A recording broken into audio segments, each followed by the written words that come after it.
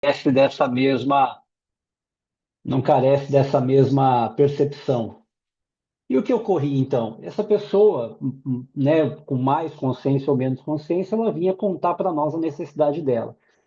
E, e daí decorrem, né, eu acho que tudo que se pensa até hoje em termos de que vai ter que ser repensado, né, à luz aí dessas novas tecnologias, tudo que se falou até hoje em termos de engenharia de software, das metodologias ágeis, foi sempre, vocês podem perceber, sempre foi tentando resolver esse ato, sempre.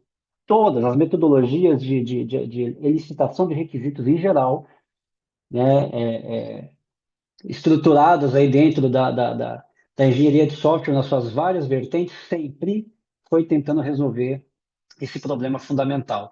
Como que eu extraio da cabeça do usuário aquela necessidade que ele tem, computo isso, estruturo isso e faço isso virar um produto de software. Então, esse é um problema concentrado. E aí, eis que vem essa benção, né, que é o vibe coding.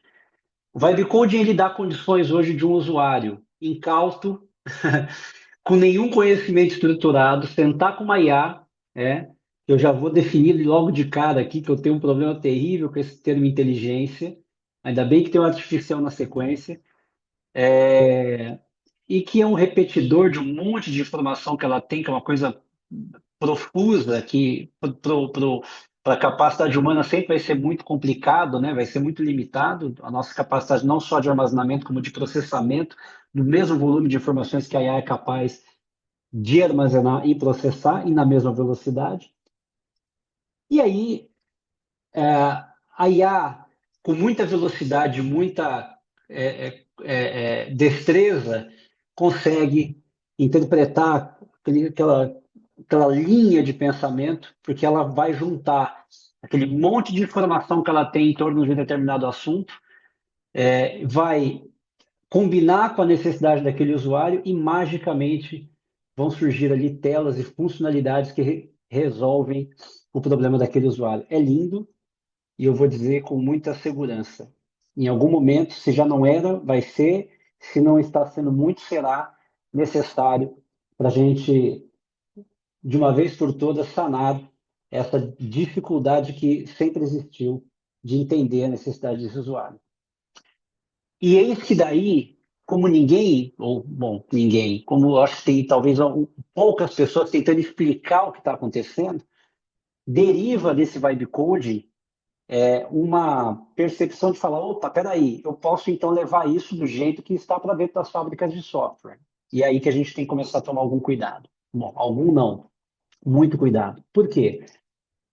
Porque apesar de eu ter conseguido, e estou já diante de mão aqui, né, como eu comecei chamando, identificando essa bênção que é conseguir trazer o usuário mais perto daquilo que ele até então não conseguia colocar a mesma velocidade, o mesmo impulso criativo, conceitual, enfim, traduzir isso de uma maneira prática, tudo o que acontece depois continua lá. A necessidade de que esse software que agora parece ter cara, parece ter coração, parece ter mão, parece andar, ele precisa de tudo aquilo que nós, nas nossas competências, precisa colocar para que ele seja sustentável no médio e longo prazo. Ele precisa continuar sendo um produto escalável, ele precisa continuar sendo um produto que tenha backup, ele precisa continuar sendo um produto que entregue segurança. Ele precisa de tudo aquilo que até então precisou. E aí que nós, então, derivamos para o outro lado da moeda. Como é que eu preservo essa benesse da inteligência artificial está entregando tanta produtividade do outro lado da bancada? E eis que nós nascemos, então, com um termo e o argumento da programação assistida por IA, e que são coisas totalmente diferentes. E é sobre isso, essa primeira aula, esse fundamento, e que eu fui buscar na minha escola, na minha forma de desenvolver sistema, desde que comecei a atuar nessa área, fundamentos para que essa segunda, a programação assistida por IA, continue sendo sustentável no médio prazo, com uma IA que é capaz de entregar 7, 8, 10, 12, 16 vezes mais produtividade na escrita de código-fonte do que eu jamais, vários programadores jamais seriam capazes de fazer na mesma intensidade. Porém, é importante que a gente entenda todos os limites dessa geração. E é sobre isso que a gente vai falar e vai desenvolver um pouquinho mais daqui. Bom, a chamada é quase um, como que se fala na internet aí, esqueci o termo agora, aqueles vídeos, né, que colocam uma mensagem muito agressiva para fazer a pessoa clicar, né? Eu não estou lembrando o termo que se usa na internet atualmente para isso. A chamada está um tanto quanto pesada, né? Porque os nossos sistemas nascem frágeis. De novo, e aqui é importante, né? A partir desse mindset, pensando já com desenvolvimento assistido por IA. Eu aprendi, né, desde sempre, e que a gente pode pensar nisso fora, inclusive do terreno da área de desenvolvimento, enfim, uma conversa ela precisa ter pé e cabeça para que ela consiga se desenvolver de maneira adequada, né? E esse pé e cabeça toda a vida tem um nome, isso o nome disso é contexto. Imagine que se eu pegar qualquer pessoa, né, e pedir a ela que construa um cadastro de cliente, aconteceram duas coisas a partir daí, a partir desse pedido para alguém. Ou eu terei um profissional de um determinado tipo de experiência que desenvolva, por exemplo, sistemas para a área médica, ou que desenvolva sistemas para a área financeira, ou que desenvolva sistemas para a área econômica, enfim, de algum de alguma vertical, não importa qual ela seja. E esse pedido, se ele for muito proativo, ele poderá interpretar isso à luz daquilo que ele já tem experiência. E poderá nascer um cadastro de cliente com 30 campos, ou 5, ou 10, ou 200, dependendo da área que é, esteja mais alinhada com o tipo de negócio que aquele profissional desenvolve. Então, ele foi muito proativo e, eventualmente, pegou um caminho errado. O outro, talvez menos proativo, por assim dizer, faria a seguinte pergunta em sequência: o que você precisa, quais informações que você precisa nesse cadastro. Para qualquer um dos dois lados, há uma coisa efêmera, a estrutura de dados sobre a qual eu preciso trabalhar. Em um muito proativo, eu talvez terei muito mais do que eu preciso ou muito menos do que eu necessito. Do outro, eu vou ter todo o desenvolvimento para que a gente consiga realmente pensar sobre isso. Mas nos dois lados há um ponto importante. O interlocutor precisa ter consciência sobre aquilo que ele quer criar. Ele precisa ter clareza sobre o cadastro de cliente, seja ele interpelado para responder sobre as necessidades que ele tem sobre esse cadastro, seja depois avaliando e criticando aquilo que foi preemptoriamente construído sem nenhuma argumentação e que ele depois então vai ter que polir de qualquer maneira porque ou vai atender de mais ou de menos aquela necessidade. Então, da escola que eu vim, esquecendo um pouco, né, esquecendo não, enfim, a partir do processo de desenvolvimento de, claro, o usuário sabe falar sobre uma coisa, que é aquilo que ele está visualizando na cabeça dele a partir de uma necessidade original e que ele, eventualmente, por meio de um vibe coding, por exemplo, ele vai conseguir transformar aquilo em telas. Eu dei esse exemplo na outra aula e quero repeti-lo aqui sobre uma coisa recente que aconteceu comigo. Um projeto que estou envolvido aqui e que um profissional de mercado se apresenta com uma ideia muito bacana. Ele é um arquiteto e desenvolveu ali, né, toda uma lógica de organização de obras e chegou para mim com o projeto pronto. Não, tá aqui, Gessé, está funcionando, eu só preciso de ajuda aqui para resolver alguns pequenos problemas que estão ocorrendo. E foi muito interessante esse cenário, porque quando eu fui ver os pequenos problemas, ele fazia coro justamente a isso que me deu a inspiração de escrever o livro, Profissão Prompter, e toda a estrutura dessa aula, e tudo que a gente está tratando aqui. Quais eram os pequenos problemas? Os pequenos problemas eram o seguinte: vou pegar um caso particular que é o mais latente, ficou muito exposto, né? Muito claro isso. Ele tinha lá em determinada parte do processo dele uma cotação de preço. E essa cotação, naturalmente, dependia de um determinado escopo de materiais e serviços para que ela pudesse ter estrutura. E, certamente, né, na maneira como ele foi conversando com a IA, ele explicou que precisaria de uma cotação. E o que a IA fez? Resolveu aquilo de maneira unitária, criou uma cotação e criou itens para aquela cotação. Qual era a necessidade dele quando ele me apresenta isso como um pequeno problema? Que numa outra parte do sistema, ele tinha lá a lista de materiais que ele precisava para a obra. E qual era a necessidade básica dele? Que essa listagem de materiais se comunicasse de alguma maneira, e na percepção dele estava muito claro que havia algum tipo de problema ocorrendo, porque a lista de materiais da obra realmente não estava sendo refletida pela cotação e vice-versa, naturalmente. O que, que houve? Houve que, explicando pela perspectiva de negócio puramente para a IA criou uma cotação com uma tabela de itens. E numa outro lado, enquanto ele explicava uma outra coisa que ele precisava para a IA foi lá e repetiu o feito. Criou uma tela de lista de materiais. E em nenhum momento ficou claro para ela que aquela lista de materiais era efetivamente ou mantinha alguma comunicação, alguma correlação com aquela lista de cotações. Haverá alguns de nós aqui que vai ver isso como uma coisa óbvia. E esse é o ponto. Que tomara que seja óbvio.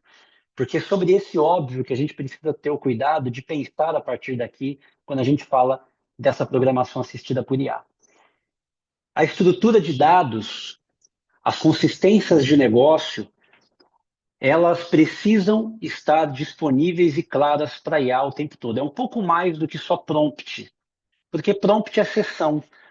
A IA terá um limite de capacidade sobre isso e é sobre isso que nós temos que nos preocupar o tempo todo quando estamos pensando nesse ciclo e nesse processo de desenvolvimento. Quando a gente pensa nesse novo molde, né, que é a programação assistida por IA, nos vem uma tentação terrível, natural quase, porque o ser humano, tudo que ele fez até hoje, necessariamente, isso eu até digo que, não sei se eu acredito muito nessa coisa de gênero humano, eu tenho algumas convicções aqui e ali que conflitam com esse conceito. É, mas é perceptível, né? É perceptível, é óbvio que a humanidade passou aí todo o ciclo de existência dela buscando facilidades. É inerente a nós, isso vai continuar acontecendo. A IA está aí para provar isso. Está diminuindo mais nosso esforço, aumentando a produtividade, né? Tem aí algumas mazelas já que começam a se discutir de ordem social, não quero entrar no mérito aqui, não é parte do que nós estamos tratando, mas o fato né, desde que o homem se conhece construindo alguma coisa, ele tem buscado diminuir o esforço de alguma maneira. Então é muito tentador, quando a gente está pensando do ponto de vista da construção de software, que a gente parta direto para aquilo que é o mais próximo de uma entrega final, a tela e as suas funcionalidades. Só que o que é importante que fique claro para nós? Construir um software a partir da tela, como o nome já diz aqui, é rigorosamente construir uma casa pelo telhado. A tela, por mais que parta de uma concepção original, ela precisa ser um elemento, um input, uma entrada para aquilo que há de mais relevante no software, que do ponto de vista do produto, da engenharia desse produto, não reside na tela, e sim no seu motor interno. Banco de dados, fundamentalmente, e nas camadas que vêm depois disso, as regras de negócio e tudo mais, e precisa fazer com que aquela casca, digamos assim, que é a tela, funcione de maneira adequada e entregue o resultado que o nosso cliente precisa. Então é evidente que eu vou, de novo, quando trazendo essa nova realidade que nós estamos expostos, que é sim o usuário conseguir expor essa criatividade dele, essa necessidade, né, efetivamente passar a ter ferramentas que ele consiga demonstrar para nós, não mais só por uma explicação de negócio, mas efetivamente por algum botão e telas que efetivamente ele consiga mostrar o funcionamento da necessidade dele, aquilo ali não é um produto final. Aquilo ali definitivamente tem que servir de insumo para que eu realmente pense no produto que vai ter que ser construído. Nós talvez estejamos definitivamente no que até hoje nós chamávamos, né, de protótipo funcional e que não passava muito realmente de algum comportamento de tela. E que a IA nos deu, né, todas as condições hoje de realmente poder gravar um dado no banco de dados, ir numa outra tela, recuperar esse dado, ver eventualmente até isso num relatório, desde que a gente realmente tenha clareza de que aquilo não passa de um protótipo funcional, até que eu tenha condições e capacidade de construir um produto de software real. Algumas chamadas aqui importantes, né? No software é igual, né? Quando eu penso na analogia de construir a casa pelo telhado, desenvolvimento em UI first, guiado pela tela, tenta encaixar regras de negócios complexos e modelos de dados em layouts visuais prontos. O resultado é um sistema frágil, onde qualquer mudança visual vai exigir reconstrução. É o caso explícito desse amigo, nenhuma culpa dele, ele não é do ramo, mas cria um alerta para nós, para os novos desenvolvedores, para quem está chegando no território. Tá? Eu sei que para não sei quantas pessoas daqui já atuam efetivamente na área, imagino que um percentual relevante, parte do que eu esteja dizendo possa tender ao óbvio, e quanto mais isso for verdade, melhor. Não estou aqui para reafirmar ou mudar essa realidade. Estou aqui para confirmar que a metodologia, mesmo que pensando do ponto de vista das novas práticas, elas, por mais efêmeras que são, continuam sendo muito relevantes. E a modelagem é a base do que eu entenda hoje como talvez um dos aspectos mais fundamentais que nós tenhamos aí do ponto de vista da construção de software orientado, assistido por IA. É, quando eu inverto, né, pensando sempre, tá, pessoal? Estou o tempo inteiro aqui fazendo essa análise, trazendo esses pensamentos e essa concepção dentro da perspectiva de software desenvolvido, assistido por IA, ok? Isso é muito importante. Porque quando a gente falava do ciclo de desenvolvimento natural de software sem as IAs, parte do que eu estou dizendo aqui é efêmero, já estava acontecendo lá. Eu captava o entendimento de negócio do usuário, transformava aquele requisito, passava pelo ciclo de modelagem, daí então eu partiria para um protótipo. O que eu estou realmente afirmando aqui, confirmando o entendimento, é que com essa nova tendência, nós temos que passar a ter o cuidado de não nos contaminarmos com ela e deixarmos de usufruir dessa produtividade para passar a pegar uma arma e apontar para a própria cabeça. Então, meu trabalho nesse conceito, nisso que eu venho tratando, tanto dentro do Profissão Prompter quanto nessas palestras que derivam daí, é um alerta, é um alarme de que a facilidade que a IA propõe no desenvolvimento assistido não se sobreponha às necessidades de construir um software com fundamento e base, tendo a modelagem de dados talvez como um pivô. Por quê? É, quando qual é a coisa mais elementar de todas dentro de um produto de software? Né? Dados. Que a gente aprende? Dados produzem informação que vão produzir inteligência. Isso é elementar dentro da nossa escola, né? Naquilo que nós fazemos no nosso dia a dia. Eu não tenho como inverter isso, né? E não tem como pular etapa. Eu não chego num nível de inteligência se eu não produzir uma base informacional sólida, não chego minimamente na informação se eu não partir de dados. É elementar. Né? Na nossa escola básica é o que nós aprendemos ali nas primeiras aulas. Bom, se isso, portanto, é verdade, né? Falando de uma maneira é, é, é, só para fazer essa colocação, se partindo dessa verdade, por que para IA isso seria diferente? Por mais criativa, preemptiva que ela seja na concepção, a realidade não muda. Eu preciso mostrar para ela onde aquela ideia que está se tratando vai residir. E aqui vem, pessoal, e vamos caminhar para isso aqui nessa linha de argumento que eu estou seguindo, um dos pontos que começam a confrontar algo que já se ouve no mercado razoavelmente aí nesse período que a IA tem assumido essa relevância nas nossas bancadas. O problema do token, né? De ser caro, de gastar muito. Veja,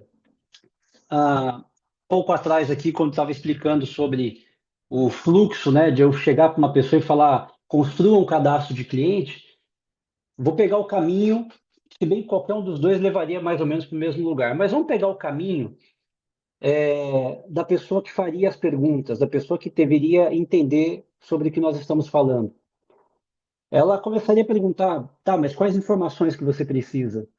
Ah, eu preciso de nome, de idade, de endereço, né? Colocaria ali um analista atento, cuidadoso, o que que ele faria? Isso é suficiente? Não, calma, beleza, mas esse nome, de qual tamanho? Do que nós estamos falando aqui? É voltado mais para pessoa jurídica ou pessoa física? Ah, pessoa física. Então, à medida que eu faço essa elicitação, essa conversa vai levando para um conjunto de informações que estão se somando. Isso tudo dentro do universo da IA, pessoal, é inexorável. O nome disso, dentro do universo da IA, é token. Tudo que ela está fazendo aí é juntando informações para tentar te atender. E é evidente que à medida que você entrega menos informações e treina, se é que treina, o seu agente para que ele seja menos preemptivo e mais argumentativo, no sentido de realmente compreender a tua necessidade com mais detalhamento, só vai acontecer uma coisa aí, não tem duas para acontecer. Ele vai se tornar mais caro para chegar no mesmo resultado. Então, quando você puxa essa responsabilidade para você, mantém essa responsabilidade consigo, que é produzir essa inteligência, gerar essa camada que nunca deixou de ser nossa, por mais que que a gente possa usar as outras ferramentas para chegar nisso, aí é como você vai trabalhar, mas mantendo a ideia e o conceito de que o modelo de negócio, a estrutura de dados continua sendo absolutamente relevante. Se a IA souber onde essas informações vai residir, ela tem muito mais para entregar para você, ok? Contexto é tudo que a IA sabe sobre o seu projeto. Veja, eu já brinquei no começo e vou repetir, né? Eu acho a IA um grande papagaio eletrônico, né? E tome muito cuidado, a gente tem que ser muito cauteloso quando a gente fala com um computador e ele responde de maneira eloquente, usando a nossa estrutura de linguagem, usando verbo, palavras, axiomas, a gente seguramente cai num lugar estranho que nos dá a clara sensação de que a gente está falando de fato com um ser inteligente. Não sei se vocês tiveram aí oportunidade, quantos de vocês estão acompanhando, né, ativamente aí todos esses movimentos com inteligência artificial, independente se gostam ou não da pessoa, né, mas o Karnal fez alguns vídeos e tem feito alguns vídeos trocando uma ideia com o Claude. Esses dias ele gravou um e ele, não, se bem, eu acho que é sempre com o Claude. Eu não sei se ele chegou a usar alguns vídeos que eu vi foram com o Claude, né? E agora mesmo ele soltou um bem interessante ali falando sobre a existência né, a existência de Deus, dos temas filosóficos complexos, onde ele tem conversado com o Claude. E qual que é o argumento padrão, né? E o próprio Claude disse isso algumas vezes, e que é óbvio, na verdade, mas só para trazer aqui para esse contexto que a gente está falando. Ele é um repetidor matemático. Ele acha que Deus existe ou não acha que Deus existe, ou então ele acha que. Não, ele não acha nada. O que ele faz é, de acordo com o seu treinamento, mais ético, menos ético, com mais guardrails ou menos guardrails, ele pega aquele mundaréu de banco de dados, pega aquele argumento que você trouxe, faz um monte de cálculo, estatisticamente ele chega em algum padrão e responde para você de acordo com esse padrão estatístico. Ponto. Ele não está realmente. E isso é muito importante, pessoal, porque falando assim parece estranho, em algum termo, imagine e espero que alguns de vocês, mas isso é óbvio. Que bom que você pense que seja óbvio. Preserve esse pensamento. Ele é importante, ele vai te causar segurança. Porque quanto mais nós tivermos a clareza de que esse papagaio eletrônico está repetindo coisas por mera semântica, é, é, é, nós teremos mais cuidados no que nós vamos, na maneira e a forma e o que nós trataremos com esse papagaio eletrônico.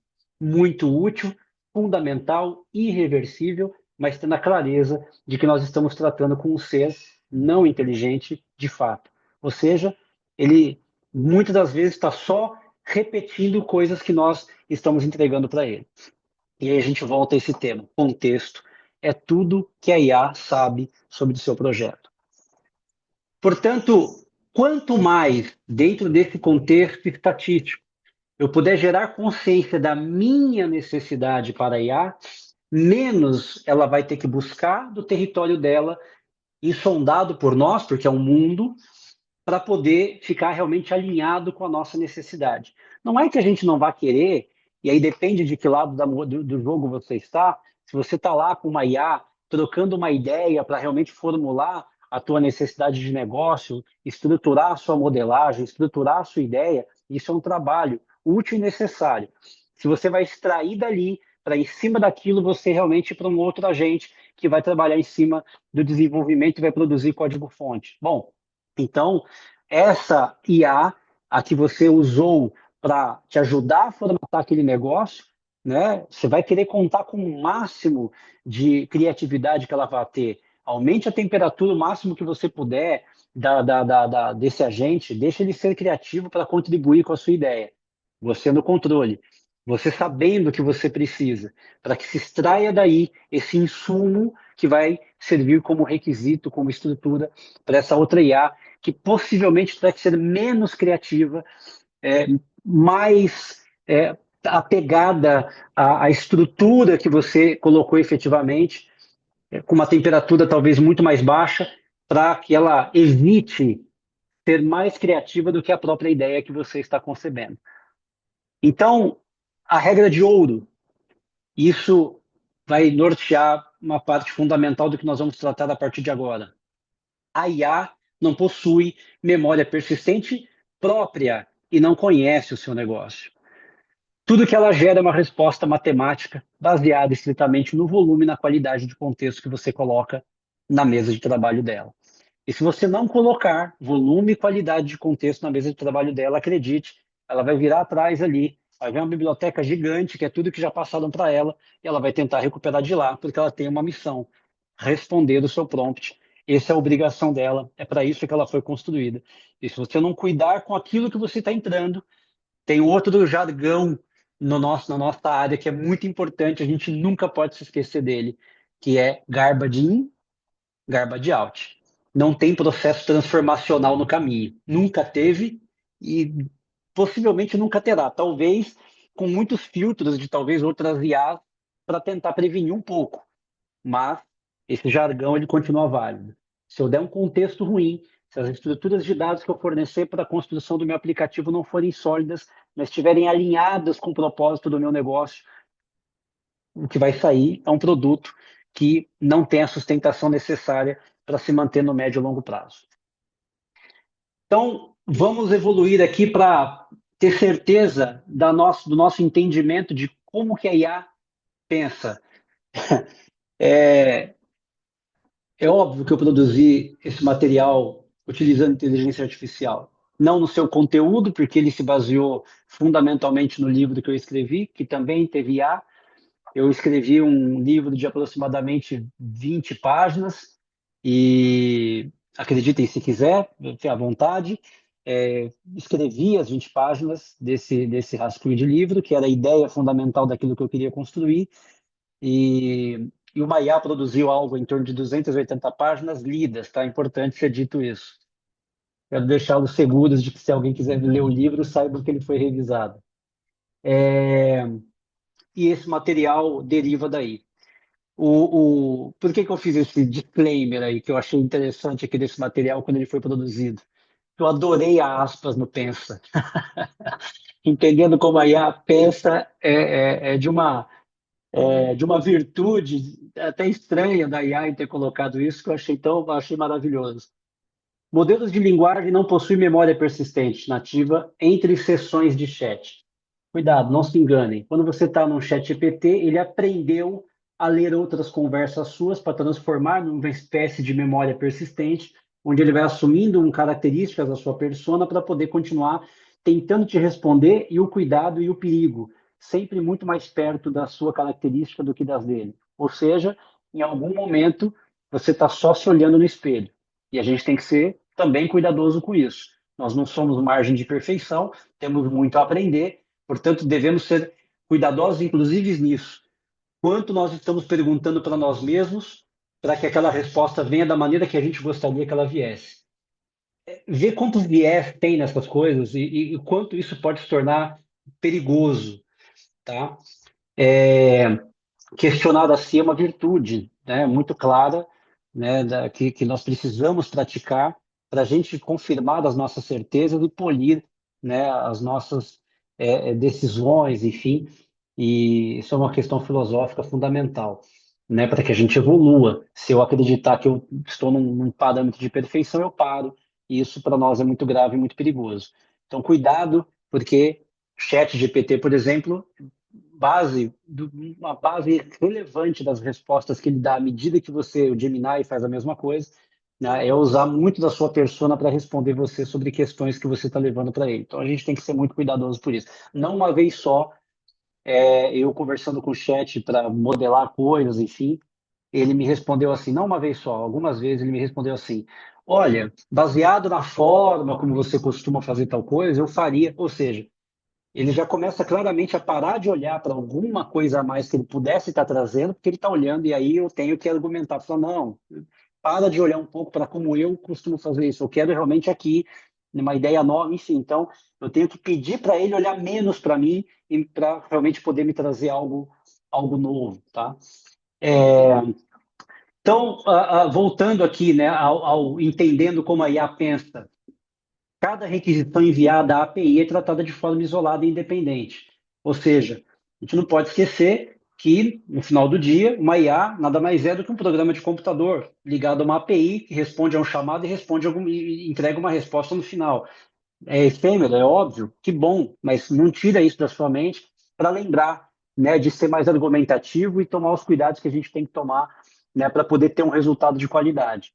Reconstrução de histórico. Para manter uma conversa, o chat reenvia todo o histórico anterior a cada nova mensagem. Bom, então, é, é, aqui já na linha do que eu havia dito mais cedo, à medida que você não se preocupa em produzir a memória que ela não tem, você inexoravelmente vai começar sim ter um consumo maior, muito mais caro da sua IA do que você poderia ter se você tomasse alguns cuidados muito elementares, sobretudo em cima do que a gente está tratando aqui, né, e que é a ideia original.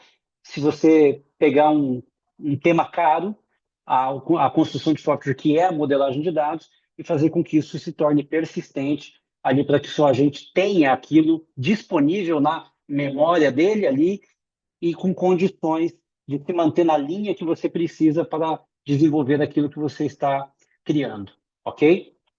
E aí a gente tem que partir, né, para os conceitos, o que significa na prática, o famoso token, né? Adorei a definição que veio para cá, menor unidade de processamento de texto. Mas eu gosto mesmo de uma definição que tem nos próprios guidelines, nas próprias documentações da OpenAI. Ela dá um exemplo que para mim é excelente. Ela usa o próprio termo tokenização, e que ela diz ali com clareza: tokenização tem dois tokens, o token e unização. O token é o substantivo, unização é o uso, a dinâmica desse substantivo. Tokenizar, né? Então, o que se faz com o token. Portanto, tem dois tokens no termo tokenização. Então, acho que é um exemplo legal para entender, né, isso, e é que ele fala que equivale a aproximadamente três quartos de uma palavra. No contexto de tokenização que eu dei de exemplo, é meio a meio, né? Mas a linha é essa, tá? Por quê? Porque toda palavra, etimologicamente falando, geralmente tem essa coisa, né? Derivou de algo, enfim. Então, nessa dinâmica, normalmente, três quartos é quase o inteiro, né? Claro, quase quatro quartos. Então, três quartos de uma palavra, né, geralmente corresponde a um token. Janela de contexto, limite máximo de tokens que o modelo consegue enxergar e processar simultaneamente uma única chamada. E aqui já quero trazer aqui uma contribuição importante e que vi acontecer na prática, né? Sempre gosto de tentar trazer algum exemplo.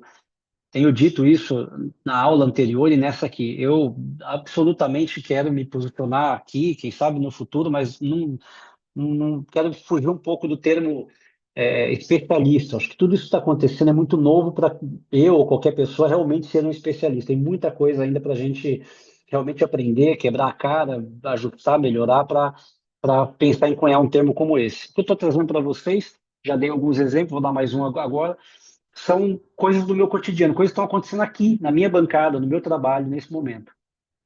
E estou aqui dando a cara a tapa, né, para um público certamente muito qualificado aqui, trazendo compartilhando essas experiências.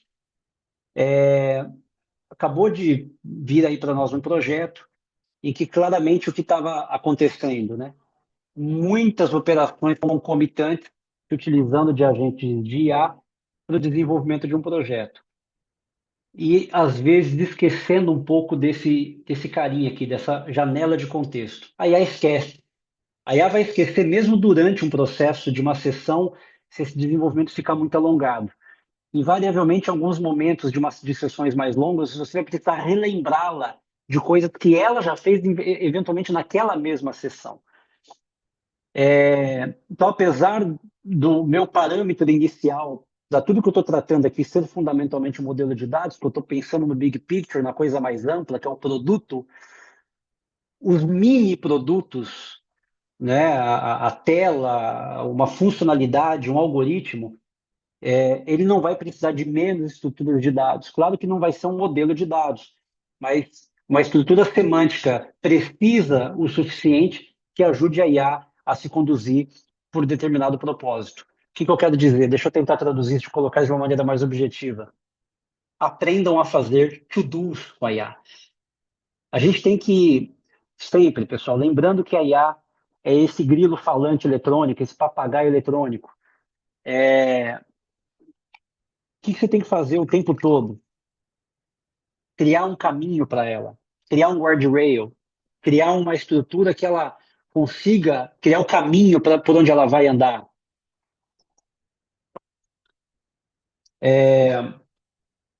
Quando o caminho está claro, para isso é curioso, porque talvez por ser eletrônico, talvez por realmente ser um ser senciente, eu não sei bem, a gente possa se tornar mais, eu vou usar um termo meio pesado, mais leniente em relação a essa prática.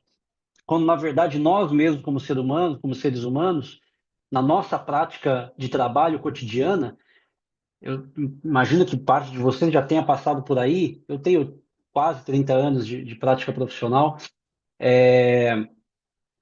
ou perto dos 30 aí, e já tive projetos que atuei num perfeito escuro, né, de realmente ter um problema de entendimento de negócio, de usuário mais afastado, de requisitos pouco claros, quem nunca, né? Os profissionais mais antigos aqui certamente já passaram por aí. É terrível. E, e a gente tem que tomar o cuidado de não reproduzir isso com esse ser eletrônico que está aqui para nos ajudar. E isso aqui é a chave para esse processo. To do, planeje a sua atividade, planeje a sua execução. Procure tiros mais curtos. Evite uma tela inteira com várias abas. Não, desenvolve a primeira porção de tela. Faça um to-do curto, teste aquilo, tenha um resultado tangível em cima daquela operação. Siga o Git Flow, siga o seu processo de versionamento de código como se você estivesse desenvolvendo aquilo com todos os riscos inerentes a esse processo, de dar alguma coisa errada, o teu algoritmo falhar, você precisar voltar uma versão. Tudo isso continua sendo verdade, pessoal. E principalmente eu penso que para os mais novos, né, eu vou me permitir chamar aqui a meninada, né, que está vindo aí com essa onda, né, de todas essas ferramentas disponíveis, usem, desenvolvam muitos aplicativos, mas cuidado com as metodologias que estão sendo aplicadas. Tudo que a gente falou até hoje é absolutamente verdade, a gente só está criando alguns atalhos, mas o ciclo de desenvolvimento, o ciclo de concepção, o ciclo de versionamento de código, os testes, tudo, nada disso precisa não, vou mudar, nada disso pode ser desprezado. Não é sobre isso. Não é sobre a gente abdicar. E, de novo, eu vou me permitir voltar um pouco lá. Primeiro, parte aqui desse bate-papo. Bate-papo não, porque quem dera a gente pudesse realmente aqui estar conversando, né, nessa exposição. É, o ciclo de desenvolvimento, tá? Ele não mudou, ok? Nós só estamos atalhando, nós só estamos realmente deixando ele mais curto, mas o processo de entregar um produto para o mercado real, ele não pode deixar de ser consistente. Então, que bom que um processo que antes levava 2, 3 dias, 4, uma semana, agora eu consigo fazer isso com algumas horas. Tem um monte de questões sendo debatidas sobre isso, de várias naturezas, algumas sociais, outras demográficas, enfim, não vem ao cabo aqui dessa exposição, dessa palestra, enfim. Mas o fato é que a gente ganhou produtividade, mas jamais sem que a gente despreze o que é rico e importante do nosso trabalho. Porque senão, e aí aqui vem uma previsão. Muitos de nós estamos sim preocupados com perdas de trabalho, diminuições de times. Essas preocupações são existentes, são reais, mas se você se permitir realmente abrir mão de todo o processo, de tudo que é relevante, para transformar aquilo num prompt curtinho, porque você quer ver uma tela rápido, você sim está criando condições para ser efetivamente substituído. Então, quer ser substituído, abra mão de tudo que é relevante, fundamental e estruturalmente válido para a concepção de um produto de software que precisa ir ao mercado, ser mantido, evoluído e precisa se manter existente, resolvendo problemas reais de negócio com segurança. Então, não sejamos nós, os próprios, aqueles que estão com algum receio dessas tecnologias, as pessoas que vamos impulsionar os riscos que, a rigor, ela também produz e que a gente tem que estar atento a elas e que parte disso é o que a gente está tratando aqui nessa palestra. Temperatura, parâmetro que define o nível de criatividade, valores altos, né? Então ela será mais criativa com temperaturas mais elevadas e criativas, menos criativa, né? Atuará de maneira que a gente mais precisa com valores mais baixos. Então, para quem eventualmente não tinha essa clareza ainda, esses três são os pilares aí do que a gente trata em IA e temperatura, que eventualmente não estava claro aí para uma parte do grupo, é isso. Quanto mais alto, mais criativo, quanto mais baixo, mais precisa, tá? Mais perto daquela tua definição ela vai ficar. A janela de contexto é a mesa do seu colaborador, tá? Então, só para deixar isso ainda mais claro, né? Imagine que você, então, realmente é o desenvolvedor. O que te colocaram para fazer o desenvolvimento? Você tem um caso de uso? Você tem um modelo de dados? Né? Você tem um protótipo funcional? Enfim, então, o que você tem à tua disposição para poder trabalhar? Se você tem pouco, você vai ou tentar ser criativo ou proativo, enfim, para poder entregar aquilo que estão te demandando. Aí não muda nada. É rigorosamente a mesma coisa. Só que eu quero insistir.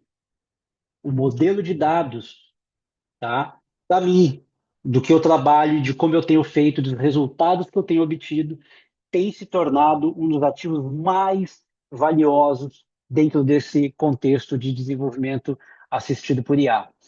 Por quê, pessoal? Mas e as regras de negócio? Fundamentais, evidente, elas precisam continuar existindo. Mas veja, não há regra de negócio que não se comunique com o meu modelo de dados, é impossível.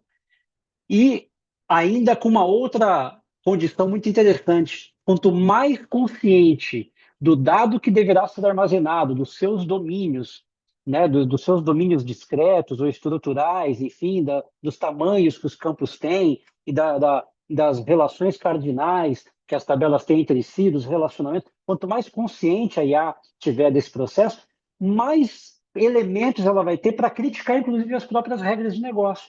Que quantos de nós também já não fomos confrontados até hoje com um usuário de um lado pedindo uma determinada definição e quando a gente é apresentado a forma como aquele dado é estruturado, essa definição não bate com aquela regra. Eu, várias e muitas vezes, e tenho certeza que boa parte dos profissionais aqui, né, aí mais antigos ou menos antigos, enfim, já devem ter se encontrado nesse mesmo lugar. Então, quanto mais consciente eu sou do onde o dado vai dormir, onde ele vai ficar, mais condições eu tenho de falar, opa, peraí, essa regra de negócio está estranha. Por quê? Porque aqui na modelagem, isso aqui não está acontecendo. Ou tem o que você está falando que é um campo aqui está em duas tabelas, o que você está falando que são duas tabelas aqui é um campo. Como é que eu resolvo essa equação? Não está condizente a tua necessidade de negócio com a estrutura de dados que a gente está trabalhando, ok? Para ela não vai ser diferente. Portanto, só para fechar esse tema, os três estados da mesa, né? A mesa vazia ou insuficiente, sem informações básicas, o colaborador é obrigado a adivinhar e improvisar. E aí a gente vai ver termos como as alucinações da IA. Será que é ela alucinando ou será que é a gente dando margem para essa alucinação? Lembra sempre do seguinte: a não ser que a IA esteja quebrada. Se tiver um prompt de entrada, vai ter uma resposta de saída, a não ser que você previna. Não me responda agora. Eu vou te colocar um monte de informações, você vai processar primeiro e me responder depois. Tá bom, então você pediu que ela não respondesse. Do contrário, um prompt de entrada tem uma resposta de saída. É o comportamento elementar dela. Ela, não, ela é obrigada a te responder alguma coisa. É o funcionamento dessa máquina, dessa ferramenta. Tá? Mesa bagunçada, ruído. Então, muitas informações inúteis, né? Ou já se cunhou o termo, né? Usado até antes da IA, do over-engineering, né? Ou seja, eu ter ali um algoritmo ou um conjunto de classes, enfim, né? Que faz mais do que deveria fazer ou de uma maneira superlativa a necessidade, né? Ou a demanda que foi para a qual foi desenhado, né? À medida que eu também produzo um volume de informações superlativo para a IA, eu eventualmente entrego a ela condição suficiente para que ela faça um over-engineering para mim. Então, é ser consciente, né? Eu preciso deixar com que ela saiba da minha necessidade. Agora, o que que eu vou colocar para ela? Então, seja cuidadoso com o volume de informações que vão ser disponibilizadas. Mesa organizada, contexto. Apenas os manuais de arquitetura e modelos de dados necessários, enfim. Ok? É, já falamos um pouco sobre isso aqui, vou um pouco adiante, tá? É, aqui, só para reforçar, pessoal, vou dizer mais uma vez, aqui é mais um reforço, tá? Quanto mais eu empurrar contexto, perdão, aqui é o contrário. Quanto menos eu empurrar de contexto para mim IA, mais cara ela vai se tornar. Se você está tendo algum problema de custo com IA, eu tenho aqui já uma prática, né? E posso dizer para vocês com muita segurança, tenho tido um resultado de custo muito baixo, usando o Claude, usando o ChatGPT, usando o Codex, porque à medida que eu fui entendendo essa estrutura, né, o quanto de contexto eu deveria informar a IA, eu fui percebendo realmente uma degradação, né, uma diminuição, degradação não é o contexto, não é o correto se dizer, uma diminuição realmente, né, do custo de tokens. Estou rodando um projeto aqui por enquanto, estou rodando um projeto nesse momento que estou desenvolvendo ele 100%, eu não coloquei a unha em um if sequer, tá? Ele está sendo desenvolvido 100% por programação assistida por IA. 100%. Não coloquei a unha no HTML do projeto. Um projeto relativamente grande. E mês passado, o custo que a gente teve aqui com o Cloud foi de US$ 56. Um projeto de um tamanho relevante. Estou falando de um projeto aí que hoje, só de roles, só de perfis desse sistema, ele tem 6, com telas completamente diferentes, funções completamente diferentes, tá? Só com IA o tempo todo, não escrevi uma linha de código, e US$ 56 de custo desse desenvolvimento por enquanto usando o Cloud, tá?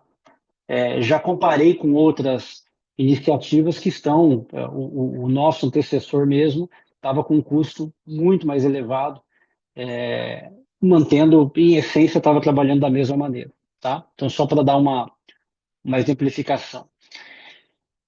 Então, a arte da eficiência, o objetivo do prompter mestre não é escrever prompts gigantescos, mas sim estruturar a informação de forma densa e sem ruídos, modelos de dados, especificações formais, dicionários de domínio são as formas mais eficientes de empacotar o máximo de contexto, consumindo o mínimo de tokens. Ok? Então, aqui um exemplo um pouco mais prático, né, do que isso quer dizer. Um bom briefing vale mais que 1.000 reuniões. Cliente A, dentro de uma perspectiva, né, da construção civil, que é sempre muito fácil de exemplificar, talvez porque seja uma coisa muito tangível, né, parede, bloco. Quero uma casa bonita, moderna, espaçosa e com bastante luz natural. Cliente B, estruturado e preciso. Família de 4 pessoal, dados, tá vendo? Coisas metrificáveis. Família de 4 pessoas. Terreno de 12 por 30. Olha que maravilha.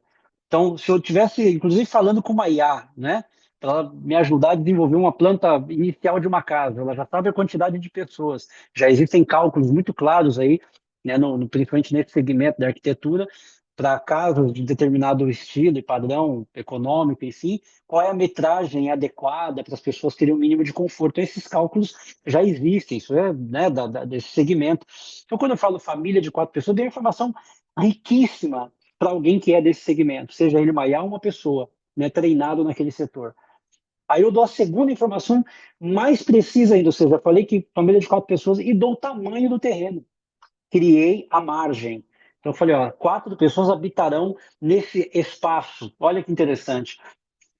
E aí eu começo a delimitar esse espaço. Ó. Precisamos de 3 quartos com uma suíte, home office integrado, portanto, por enquanto, 4 cômodos, né? E garagem para 2 carros. Eu nem preciso, óbvio, que num contexto como esse, um banheiro.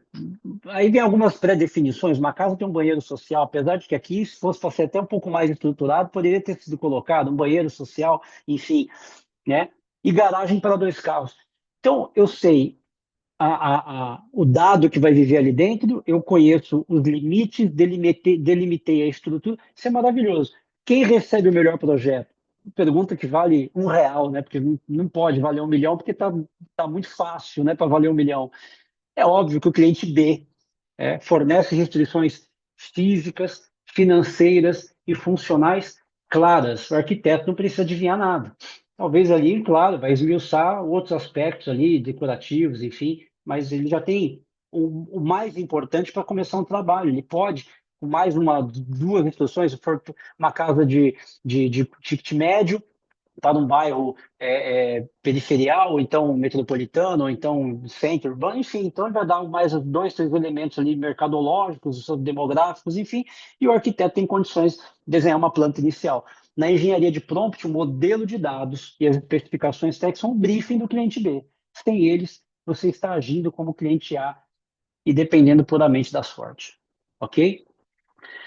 Aqui é uma outra maneira, né, de se falar ainda dessa questão do contexto, né, de que a IA esquece, e eu falei há pouco sobre isso, né, sobre o quanto é importante você dar tiros curtos e manter a lógica de um desenvolvimento onde existe o versionamento de código, onde se trabalhe, muito, pessoal, aconteceu hoje, tá? Uma conversa com um cliente aqui, o cliente desse projeto, inclusive, que a gente está desenvolvendo por IA, é muito tentador, é muito para o cliente e acaba sendo para nós, de certa forma também, né? Eu poder abrir 3, 4 sessões do Claude ali, mandar ele sair, mandar ele começar a fazer um monte de coisa em paralelo, é tentador demais, né?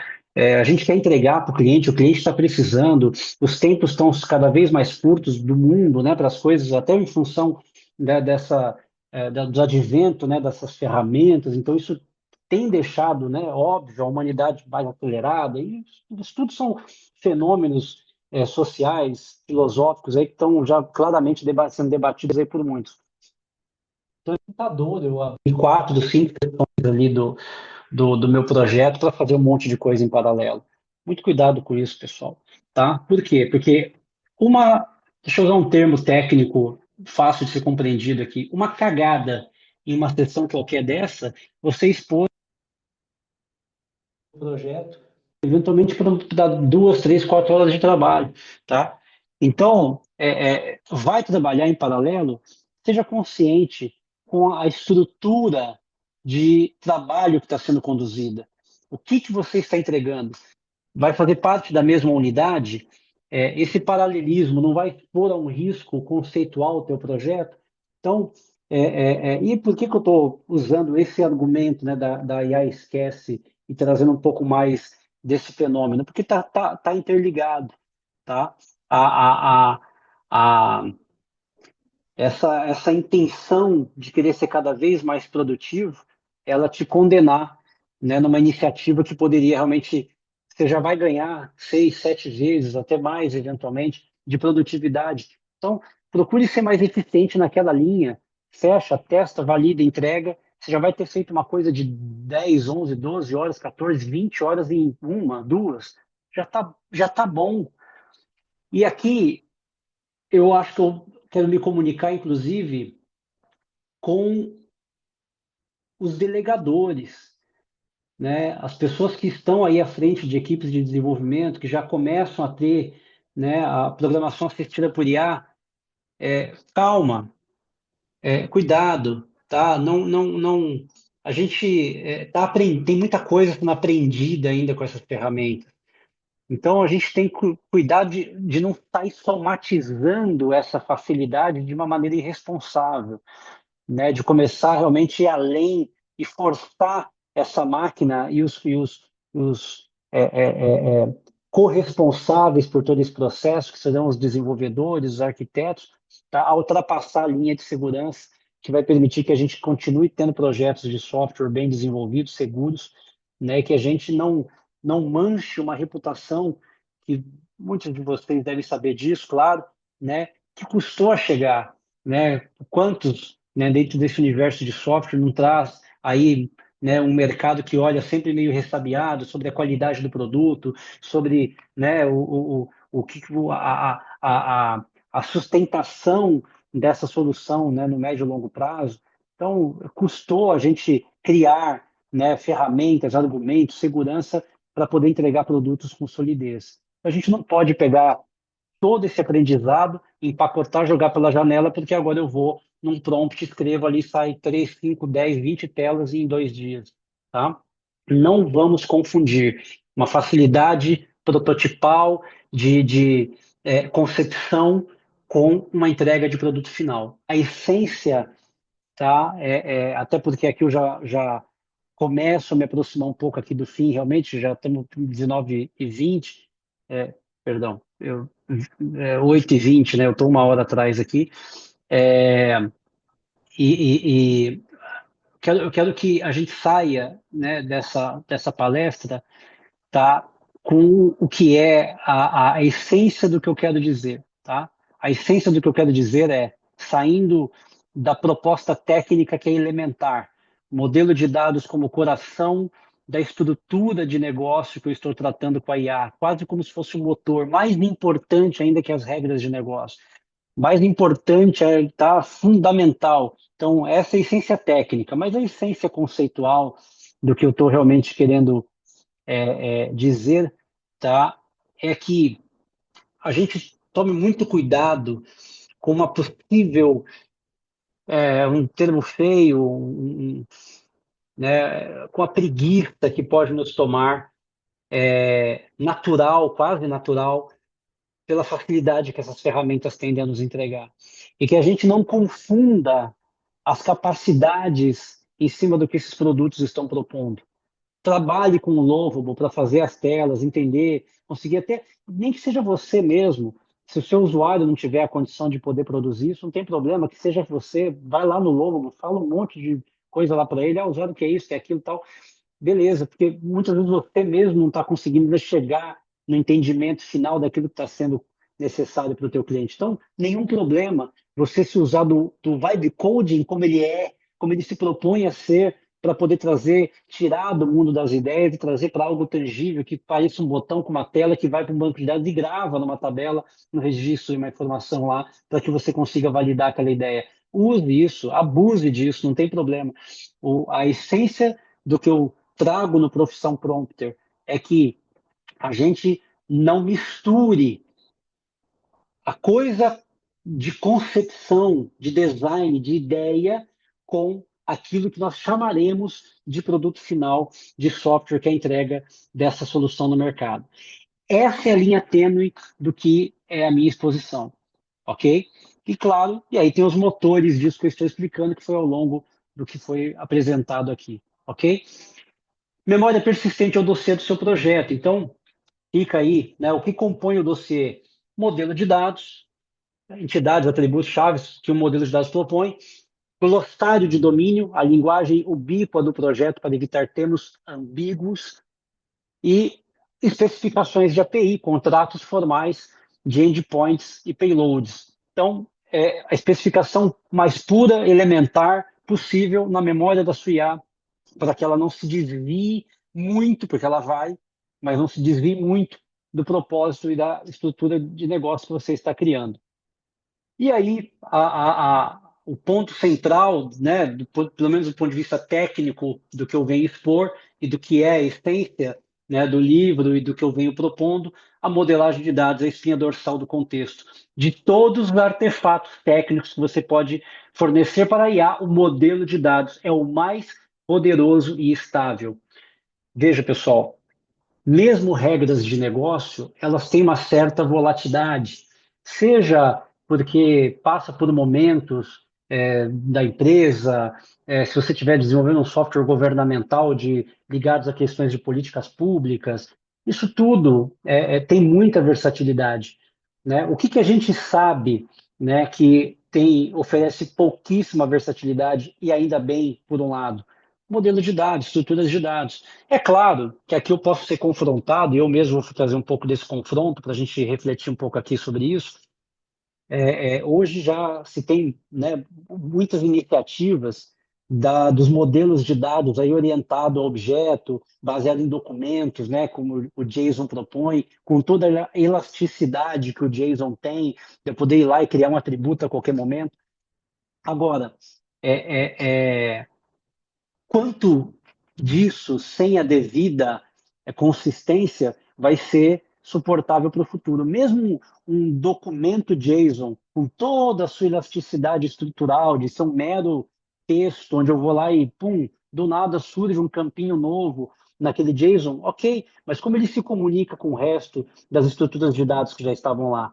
Como que faz para que ele não, do nada, passe a ser ali uma estrutura de desnormalização absoluta, né, dos dados que você já tinha, e comece a duplicar a informação, a duplicar estruturas de negócio, a contar uma segunda verdade de uma mesma entidade? Então, o ponto, pessoal, é que o analista de dados, né, a pessoa que realmente traz consigo essa preocupação em entender como que esse dado dorme e acorda no sistema e vai ser lido daqui 5, 10, 15 ou 20 anos, quanto mais nós nos preocuparmos fundamentalmente, principalmente a partir de agora, né, com essa velocidade e facilidade que a gente vai ter com a proposta das programações assistidas por IA, é o que vai criar o verdadeiro valor aí em cima dessas soluções. A verdade dos dados. Telas são efêmeras, dados são permanentes. Você pode fazer o que você quiser na camada de cima, né? Você pega aí casas, né? Voltando aí a nossa querida construção civil, né? Você pode pegar uma boa fundação de uma casa e manter ela lá, quebrar a casa toda em cima e fazer de novo, ok? Isso é completamente possível, de acordo com uma determinada característica de fundação. Por quê? Porque é sólido, ela é permanente, está ali injetado no solo, com concreto, estruturas firmes. O banco de dados é isso numa aplicação bem construída. Ao fornecer um modelo de dados como uma âncora de contexto primário, você garante que a IA gere códigos de back-end, APIs e front-end que compartilham da mesma fonte única da verdade, o single source of truth, tá? A tela vai mudar com o tempo, a regra de negócio vai evoluir, vai se tornar elástica, menos obrigatória, mais obrigatória. O dadinho está lá, a tabelinha com aqueles campinhos estão lá. A modelagem com aqueles relacionamentos está lá. Qualquer momento, eu perdi um pouco a perspectiva que eu consigo olhar, eu analiso o meu banco de dados e consigo perguntar para aquela informação, ela me responder como única fonte da verdade o que de fato está acontecendo, né, naquela aplicação. E quantos de nós já não teve que fazer justamente isso? A aplicação está estranha na camada de cima. Peraí, deixa eu entender aqui no banco o que está rolando para tentar compreender aqui na camada de cima o que tem que ser ajustado ou melhorado, porque deu ruim ali na operação, mas o banco de dados não vai mentir. O dado persistiu, o que persistiu e como persistiu. Então, single source of truth, tá? A única fonte única da verdade, ok? O prompt não é quem digita, é quem estrutura. Por que que eu quis trazer esse termo, né, profissão prompter, né? Porque tá claro o que está acontecendo, pessoal. Eu acabo de dizer, vou reforçar para quem ou chegou depois ou não tem entendido com clareza. Eu sou um desenvolvedor de quase 30 anos de profissão e estou aqui entregue a um projeto onde eu não escrevi uma linha de código sequer. Muito feliz por isso, porque está sendo uma experiência incrível poder ver um produto de software com maturidade, um produto de mercado, rodando aqui no mercado americano, sem ter escrito uma linha de código sequer, trabalhando puramente com IA. Tá incrível a experiência, tá muito legal, tá? Agora, por quê? Porque eu começo a talvez deixar um pouco de ser o programador, né? Como a gente talvez fosse utilizar esse termo até então. Porque desenvolvedor talvez ainda seja um outro conceito. Talvez eu não deixe de ser o desenvolvedor, mas programador, possivelmente, passando a ser então esse prompter, tá? A pessoa que realmente está estruturando um, uma ideia, um formato que a máquina consiga entender com clareza para me entregar um produto de software funcional, tá? Então, eu possivelmente vou começar a ser um prompter, tá? Como já tenho sido aqui, e gostaria, né, de repente ver esse conceito aí começar a ser aplicado. Trabalho intelectual, o foco muda da sintaxe repetitiva para a semântica do negócio. E aqui vem uma questão filosófica importante, pessoal. Nós temos que aprender a pedir. Talvez muitos de nós tenhamos uma profunda dificuldade em pedir, em saber formular um pedido de uma maneira adequada. Então, é uma evolução interessante, né? Porque até então eu pegava um teclado e todo aquele algoritmo que estava borbulhando e saindo aqui da minha cabeça, eu estava ali transformando numa linha de código. Não tinha que pedir para ninguém. O pedido chegava para mim, eu tinha que transformar aquilo em linha de código. Agora, eu estou pedindo para uma outra pessoa, né? Que é a IA. Então, quanto bom pedinte, né? Solicitante eu sou. Então, esse é o prompter, aquela pessoa que agora, né, para de ser um mero executor para passar a ser alguém que vai idealizar o produto que vai sair do outro lado por meio de linguagem estruturada, português, inglês, o que você achar melhor aí para poder desenvolver isso no seu dia a dia. O papel do prompter, arquiteto de domínio, tradutor de requisitos, olha que coisa legal, estrategista de prompt, ou seja, qual é o melhor prompt aqui que vai me entregar o resultado mais rápido, mais eficiente, menos caro, olha, é o mais barato, enfim. Esse aqui é o que eu gosto muito. Gatekeeper de qualidade, ou seja, né, o guardião ali, né, o revisa, testa e valida. Ah, esse é muito legal. Eu vou ter que falar um pouquinho sobre, mas deixa eu só terminar de ler os itens aqui. Guardião da consistência. Mantém o dossiê de memória persistente do projeto atualizado. Mas deixa eu voltar no Gatekeeper de qualidade, que ele tem um aspecto importante demais.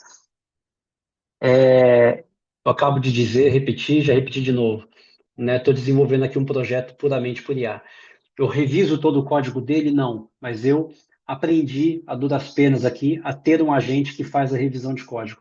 Apesar de já terem ferramentas no mercado que faz isso, mas ficar toda hora passando pelos sonares da vida aí acaba ficando mais caro e demandando muito esforço. Então já tem a IA fazendo isso de maneira mais rápida. Precisamos ter a qualidade de código validada, ok? Não tire o olho do produto que no final do dia, por mais, você não, pelo amor de Deus, você não vai poder virar para o teu usuário e falar, a IA produziu, isso me dá nervoso. E eu já ouvi essa resposta. Ah, não, mas é porque a IA produziu, não. A IA produziu nada. Quem produziu foi você. Ela só fez o que você pediu. Então, o que você foi, está se declarando é um mau solicitante. Então, sejamos bons solicitantes, guardiões, tá, desse produto que está sendo desenvolvido. Você só deixou de escrever o if está lá. Você só deixou de escrever o código está lá. Então, se nós não formos a pessoa que está escrevendo o código, eu, no mínimo, tenho que me prestar a ser um validador ou contar com alguma ferramenta que me ajude nisso, mas que eu realmente tenha o cuidado de analisar se aquilo que foi produzido para mim, por intermédio do meu pedido, atingiu um resultado esperado, ok? No final, é nossa responsabilidade. Não mudou, tá? Pelo amor de Deus, não usem que, não, é que a IA produziu, não, porque o agente fez. Foi você. Você estava ali na frente do computador quando aquele código estava sendo produzido. Não terceirize essa responsabilidade, ela continua sendo nossa, ok? Guardião da consistência. Mantenha o dossiê de memória persistente do projeto atualizado. Então, uma diferença na prática, né? Uma abordagem tradicional, o UI first, cria uma tela de cadastro, o exemplo do cadastro de cliente. Em React, precisa ter campos para nome, e-mail, CNPJ e endereço. Coloque um botão de salvar. De novo, pessoal, está fazendo um protótipo, quer fazer uma coisa rápida, tem que sentar com o cliente daqui uma hora e mostrar alguma coisa na tela dele. É esse prompt aqui mesmo, uma coisa simples ali. Você está fazendo o quê? Você está vibando, está no vibe code ali, produzindo uma ideia original para poder pensar sobre aquele produto, está no caminho certo. É isso aqui. Tá? Ou você está produzindo o sistema, você está produzindo o software que vai para o mercado. Você tem que escolher. Esse formato do lado esquerdo não serve para um produto de mercado. O lado direito, sim. Considere o seguinte modelo de dados: cliente, ID, nome, e-mail, CNPJ, endereço, ID. E-mail deve ser único e validado e válido. CNPJ deve seguir o formato, está ali com a mascarazinha. Gere o componente React de cadastro de cliente, valide o envio de dados estritamente conforme o modelo. Isso é um produto que eu terei mais coragem de levar ao mercado, ok? Um minuto só, pessoal, perdão. Resultado, componente preciso com validações robustas e integrado à arquitetura. Perfeito? Então, aqui, perdão, eu parti aí, né? Eu até disse que vim de uma aula anterior, então esse é um material originário aí de uma aula que já foi dada e tem lá uma proposta de trabalho e de desenvolvimento com o pessoal. Aqui estamos num formato, né, que é essa palestra, como a TI Exames costuma chamar, né, de aula aberta, e, portanto, esse é o fim da nossa exposição, desse tema de hoje, tá? E que daí, então, só para fazer um fechamento, né, quero chamá-los a essa reflexão.